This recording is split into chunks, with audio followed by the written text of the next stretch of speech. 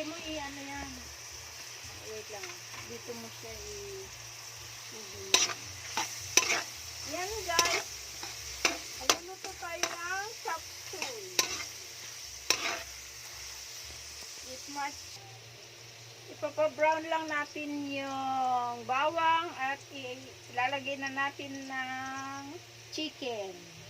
Nag-brown na guys, kaya nilagay na ang manok. Manok ang nilagay guys.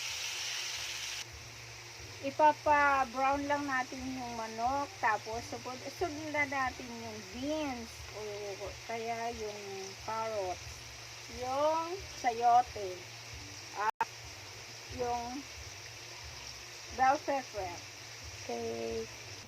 Medyo brown na guys, kunti na lang, tapos ihuhulog na natin yung beans. At ilagay na natin yung beans. Yan, beans guys. Lagay na natin. Lagay na rin natin yung carrots guys. Ayan, para pag maluto na siya.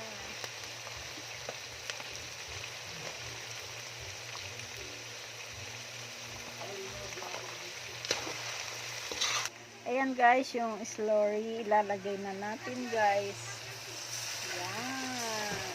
Pampalapot yan guys. Guys, sinulog ko na rin yung sayote kasama ng slurry. Thank you.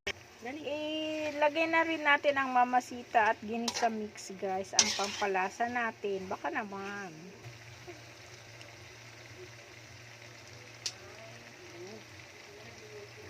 Yan guys. Ginisa mix. Ihalo-halo nyo lang para magpantay ang kulay. Konti pa guys. Halo-halo lang natin siya hanggat halo-halo lang natin yan hanggat maluto sila. Ihahalo din natin yung baby corn, young corn. Ano natin guys?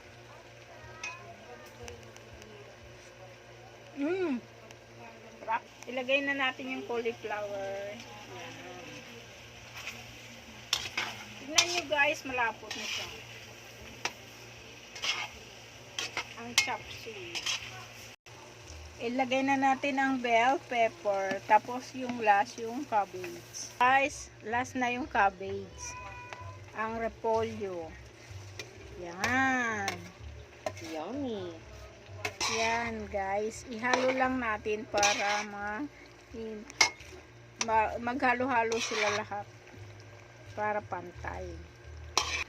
Para incorporate siya guys. Yan guys, coated na lahat ng mga gulay. Ihalo na natin ang itlog pugo. Optional lang yan. Thank you for watching.